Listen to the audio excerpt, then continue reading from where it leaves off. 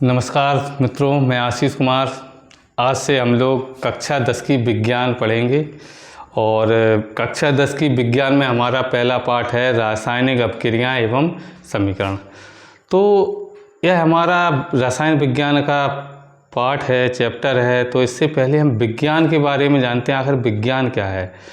तो विज्ञान के शब्द से ही पता चलता है। जैसे विज्ञान को हम लिखेंगे तो कहेंगे विज्ञान। इसका अगर हम संधि विच्छेद करेंगे तो क्या होगा, वि प्लस ज्ञान। अर्थात हम अपने दैनिक जीवन में प्रकृति में बहुत सारी वस्तुएं देखते हैं। इन वस्तुओं का वी फॉर विस्तृत ज्ञान, अर्थात इन वस्तुओं का यदि हम विस्तृत रूप से अध्ययन करें, क्रमबद्ध रूप से अध्ययन करें और उस क्रमबद्ध अध्ययन से जो हमें ज्ञान प्राप्त होता है और उस ज्ञान से वस्तु की प्रकृति, व्यवहार आदि गुणों का जो हम पता लगाते हैं, वही हमारा क्या है, विज्ञान है। अर्थात सीधी भाषा में कहें, किसी वस्तु या पदार्थों का सामान्य अध्ययन क्या कहलाता है, विज्ञान कहलाता है। अर्थात विज्ञान की परिभाषा होगी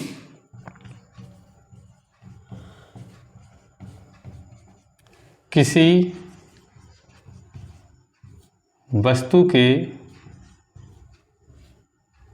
या पदार्थ के क्रमबद्ध अध्ययन को विज्ञान कहते हैं।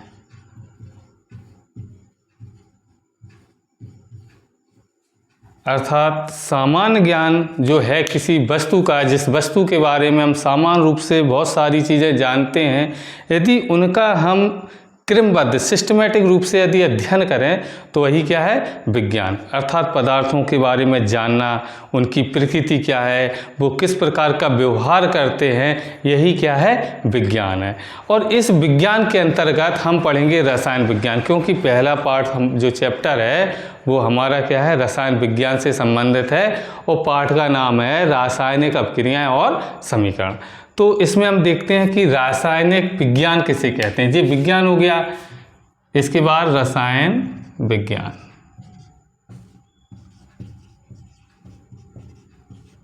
अर्थात केमिस्ट्री।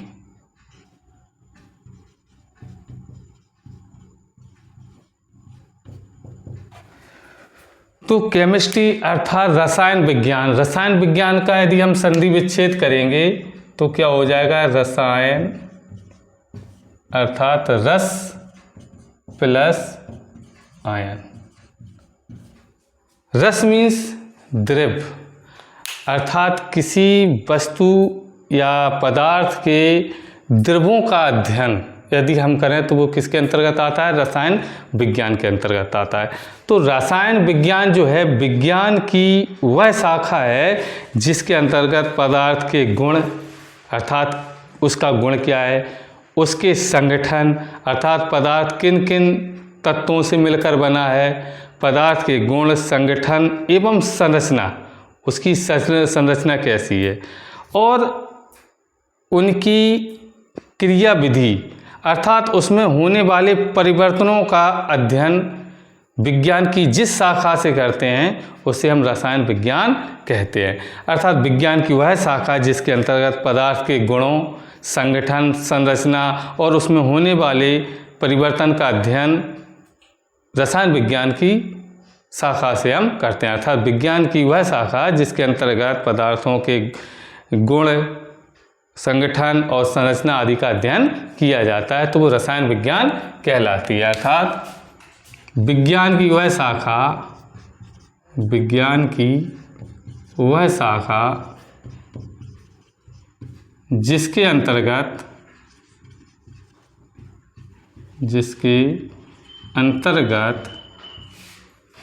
पदार्थों के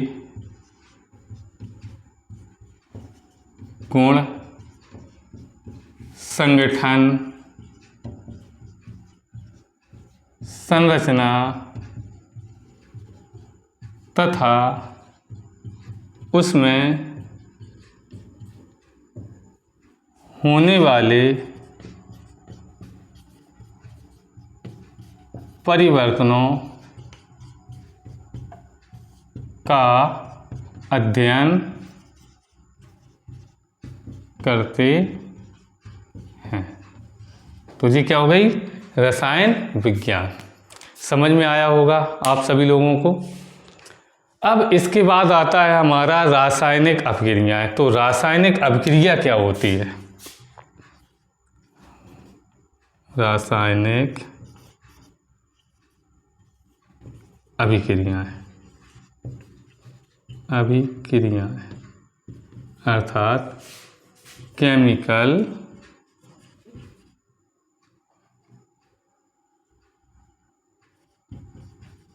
रिएक्शंस। तो रासायनिक अपक्रियाएं क्या हैं?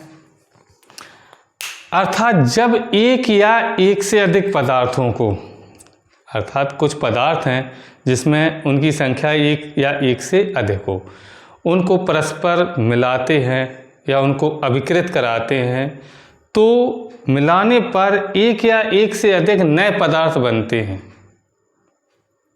तो यह जो क्रिया विधि है यह हमारी रासायनिक अपक्रिया कहलाती है। जब दो या दो से अधिक पदार्थों को परस्पर मिलाया जाता है तो दो या दो से अधिक नए पदार्थ बनते हैं। यह घटना रासायनिक अपक्रिया कहलाती है। जैसे हमने माना कि हमने लिया कार्बन प्लस ऑक्सीजन और इनको हमने परस्पर मिलाया तो हमारा क्या बना? Carbon dioxide. Carbon dioxide.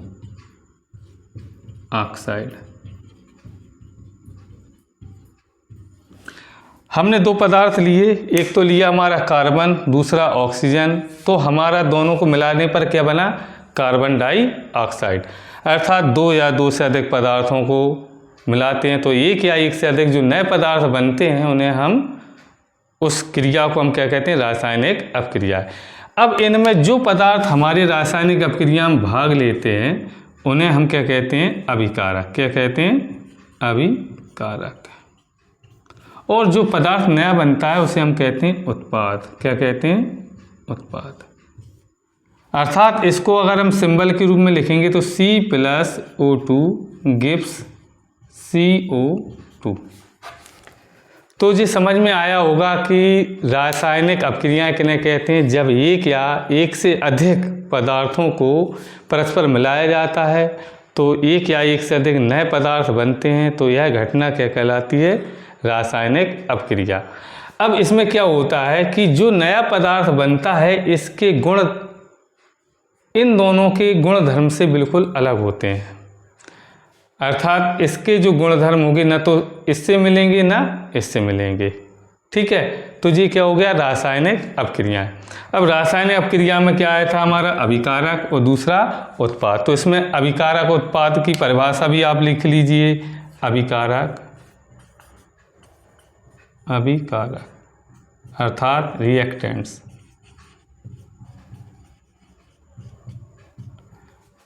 अर्थात वे पदार्थ जो रासायनिक अपक्रिया में, रासायनिक अभिक्रिया में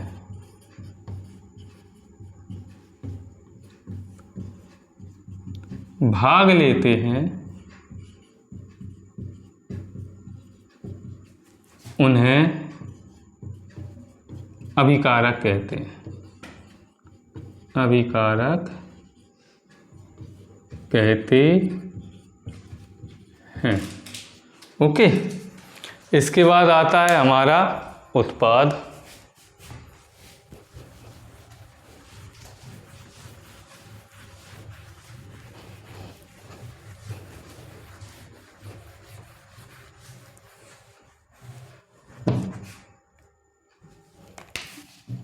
उत्पाद इसको कहते हैं प्रोडक्ट अर्थात रासायनिक अभिक्रिया के फलस्वरूप जो नए पदार्थ बनते हैं उन्हें हम क्या कहते हैं? उत्पाद कहते हैं। रासायनिक अभिक्रिया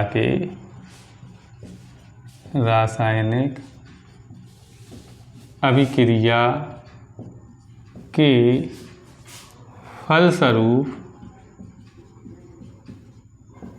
जो नए पदार्थ बनते हैं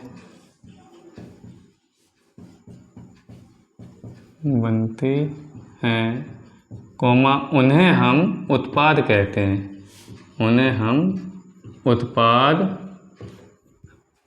कहते हैं। जैसे यहाँ पे उत्पाद के रूप में क्या बना था हमारा? CO2। इसके बाद एक और चीज़ आती है उत्प्रेरक। क्या? उत्प्रेरक। इसको कहते हैं कैटलिस्ट। कैटलिस्ट क्या है? जब रासायनिक अभिक्रिया होती है तो उस अभिक्रिया को मंद करना हो या तीव्र करना हो तो ये जो तुम्हारे उत्प्रेरक हैं जी अहम भूमिका निभाते हैं। अर्थात जो ऐसे पदार्थ हैं जो रासायनिक अभिक्रिया में तो भाग नहीं लेते हैं लेकिन अभिक्रिया की गति को तीव्र या मंद कर सकते हैं। जैसे आपने देखा होगा कि कभी कभी यदि कोई चीज़ हम बनाते हैं और उसको तेज़ करना है तो उसमें कुछ नमक मिला सकते हैं या कुछ कर सकते हैं। तो अर्थात वे पदार्थ जो रासायनिक अभिक्रिया की गति को तीव्र या मंद कर दें उन्हें हम उत्प्रेरक कहते हैं। अर्थात वे पदार्थ जो अभिक्रिया की दर को तीव्र या मंद कर देते हैं,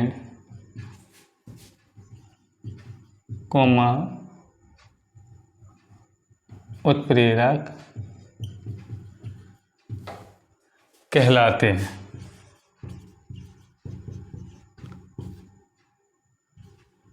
परंतु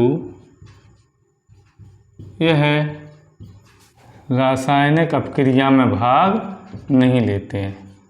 रासायनिक अभिक्रिया में भाग नहीं लेते हैं। जैसे हम देखते हैं यदि कोई अंडे खाता है तो अंडे उबालने के लिए कि अंडे जल्दी से जल्दी उबल जाएं तो उसमें हम थोड़ी सी मात्रा नमक की मिला देते हैं जिससे अभिक्रिया क्या हो जाती है? तेज हो जाती है। अर्थात नमक वहाँ पर किस चीज़ का काम कर रहा है? उत्प्रेरक का। अर्थात उत्प्रेरक ऐसे दोस्त मान लो, ऐसे व्यक्ति मान लो, यदि दो लोगों की थोड़ी सी बहस हो जाए और वो तीसरा व्यक्ति यहाँ पर भी कह दे पेल लो, वहाँ पर भी उससे कह दे कि उसने तुमसे ऐसा बोला है, मार दो, तो आपस में तुम दोनों की लड़ाई हो जाए तो वो जो तीसरा है वो किसका कार्य कर रहा है? उत्प्रेरक का। अर्थात उसने लड़ाई में तो भाग नहीं लिया लेकिन तुम लोगों की जो लड़ाई करने की क्रिया की दर थी उसको उसने बढ़ा दिया है। तो तीसरा बंदा क्या होगा? उत्प्रेरक होता है। अर्थात ऐसे पदार्थ जो होते हैं जो रासायनिक अभिक्रिया में भाग तो नहीं लेंगे, लड़ाई में उसने भाग नहीं लिया लेकिन उसने लड़ाई की दर को क्या कर दिया? बढ़ा दिया। अर्थात वे पदार्थ क्या कहलाए? उत्प्रेरक। इसके बाद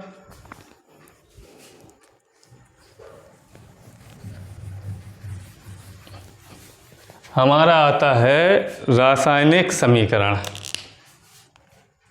रासायनिक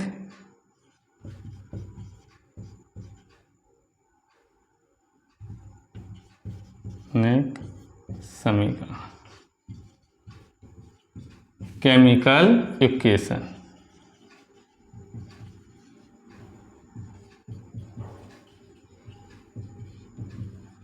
केमिकल इक्वेशन अर्थात रासायनिक समीकरण क्या है?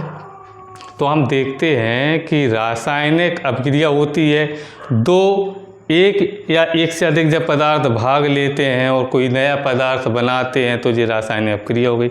लेकिन इस रासायनिक अभिक्रिया को किन्हीं प्रतीकों द्वारा, संकेतों द्वारा या किसी सूत्र द्वारा हम प्रदर्शित करते हैं, तो इस सूत्रों के द्वारा जो प्रदर्शित क्या करते हैं उसको हम क्या कहते हैं, रासायनिक समीकरण।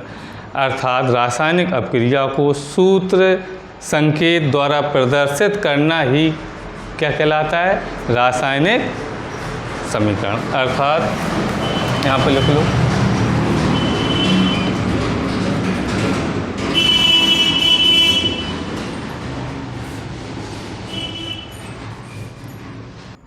रासायनिक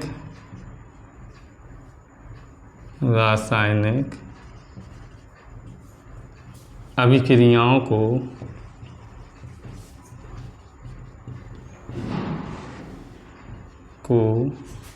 सूत्रों संकेतों या शब्दों में निरूपित करने की विधि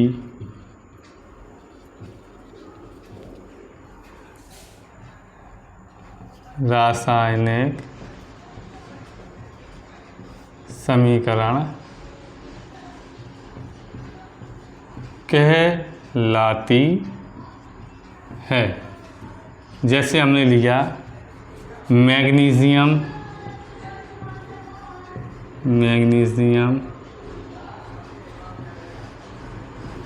इसके साथ हमने लिया ऑक्सीजन,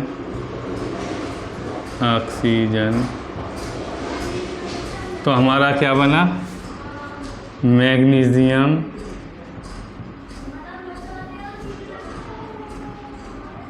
ऑक्साइड। अर्थात देखो इसे हमने शब्दों द्वारा निरूपित किया है ना, तो ये समीकरण हो गई, रासायनिक समीकरण हो गई। संकेतों द्वारा करेंगे तो हमने लिखा 2Mg + O2 gives 2MgO, तो जी क्या हो गई हमारी रासायनिक समीकरण। इसी को हम रासायनिक समीकरण कहते हैं। अर्थात रासायनिक समीकरण समझ में आया हो गया। जब रासायनिक अभिक्रिया को सूत्रों, शब्दों, संकेतों के आधार पर यदि हम प्रदर्शित करें या निरूपित करें तो यह विधि क्या है, रासायनिक समीकरण कहलाती है। अब इसके बाद आता है रासायनिक समीकरण का निरूपण। रासायनिक समीकरणों का निरूपण।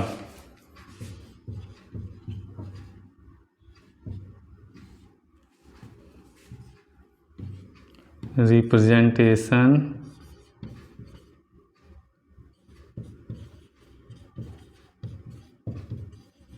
ऑफ केमिकल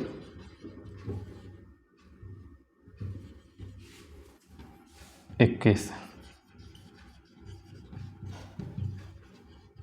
तो रासायनिक समीकरणों का निरूपण हम कैसे कर सकते हैं, अभी जस्ट बताया है कि रासायनिक समीकरणों को हम दो प्रकार से निरूपित करते हैं। एक तो शब्दों के द्वारा, दूसरा प्रतीकों के द्वारा।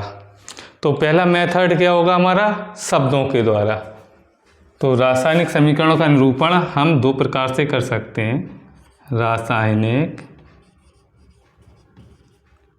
समीकरणों का निरूपण दो प्रकार से किया जा सकता है। ठीक है, ओके। पहला नंबर शब्दों द्वारा, दूसरा संकेतों द्वारा। किसके द्वारा, संकेतों द्वारा। इसमें पहला शब्दों द्वारा।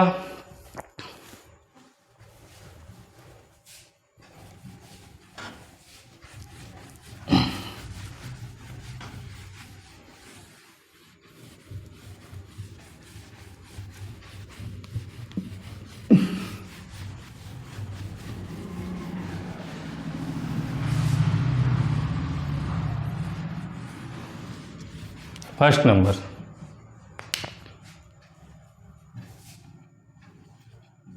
शब्दों द्वारा।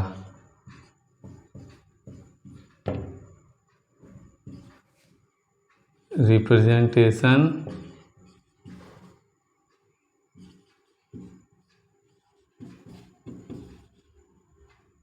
By words.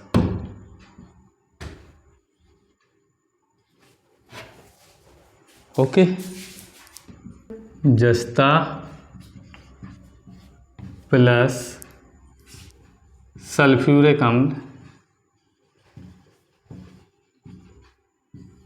अम्ल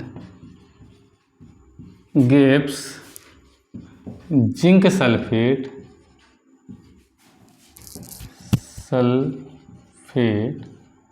प्लस हाइड्रोजन।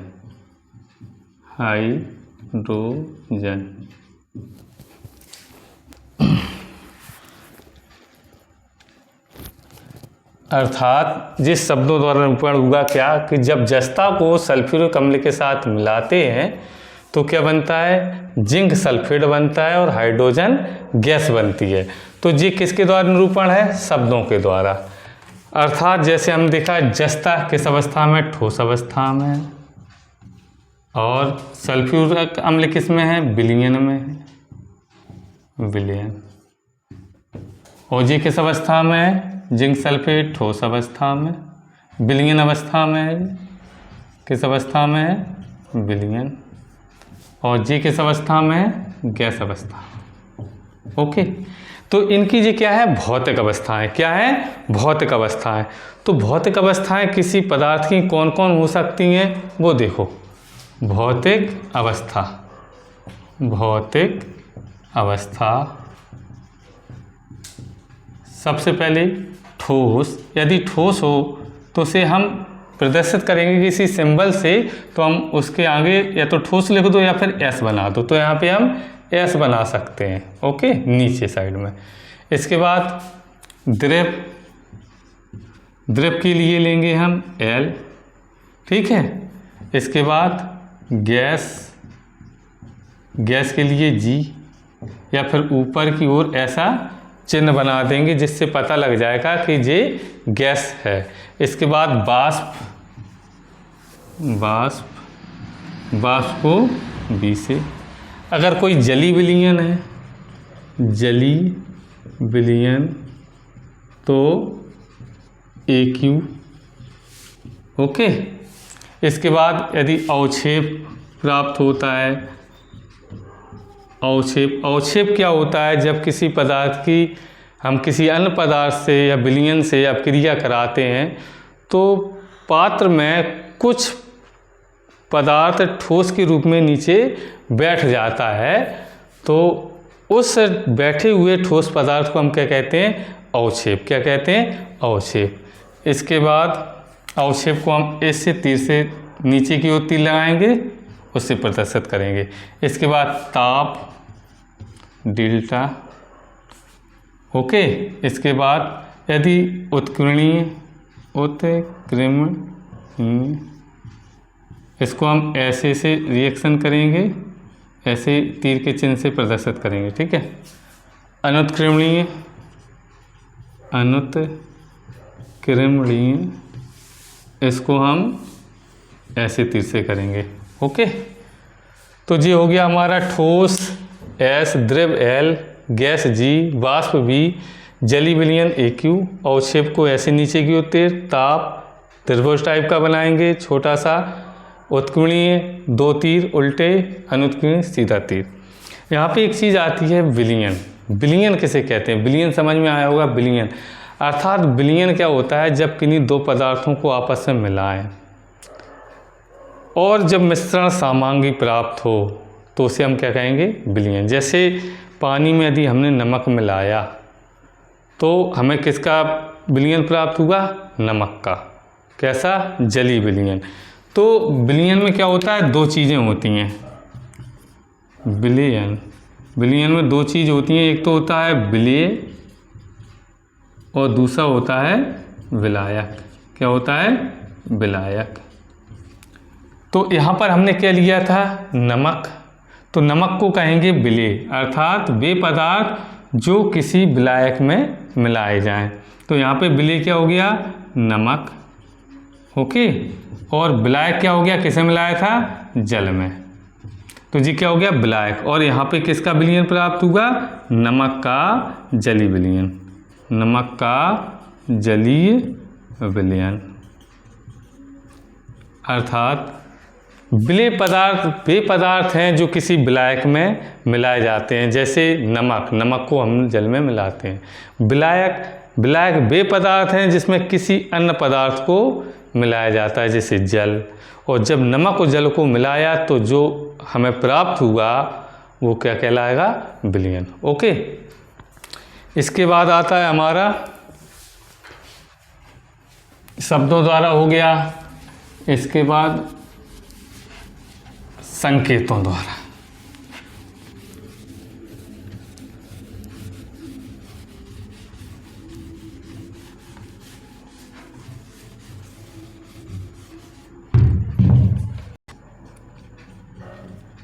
प्रतीकों एवं सूत्रों द्वारा निरूपण,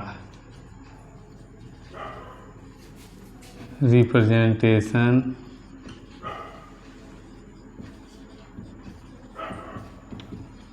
बाय सिंबल्स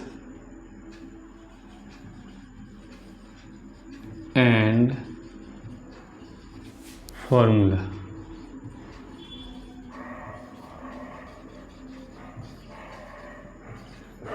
ओके, अर्थात इसमें क्या होता है, इसमें किसी समीकरण को प्रदर्शित करने के लिए तत्वों एवं युग्मों के नाम के स्थान पर उन तत्व और युग्मों के प्रतीक और सूत्रों का इस्तेमाल करते हैं। जैसे हमने लिया था जस्ता प्लस सल्फ्यूरिक अम्ल, क्या प्राप्त हुआ था, जिंक सल्फेट और हाइड्रोजन गैस। यहाँ पे हम क्या करेंगे, जस्ता के जगह पे हम लिखेंगे जस्ता का संकेत Zn, ओके, प्लस सल्फ्यूरिक अम्ल अर्थात तेजाब, जिसका फॉर्मूला होता है H2SO4, ओके। जब इसकी हमने रिएक्शन कराई तो हमारा क्या बना, जिंक सल्फेट अर्थात ZnSO4 प्लस इसके साथ क्या निकला, हाइड्रोजन गैस। ये हमारा सॉलिड हुआ, ये हमारा लिक्विड हुआ, और ये क्या हुआ, लिक्विड हुआ, और ये क्या हुआ, गैस हुआ। तो ये किसके द्वारा प्रदर्शन है हमारा, प्रतीकों एवं सूत्रों द्वारा। ओके, अब आज का टॉपिक हमारा यहीं पे ख़त्म होता है। पहला टॉपिक था, अगर आपको पसंद आया हो तो चैनल को सब्सक्राइब कर लें, जिससे हमारा भी मनोबल बना रहेगा, और हम अगला वीडियो जल्द लाएंगे आपके लिए, ठीक है। जब के लिए नमस्कार, धन्यवाद आपको।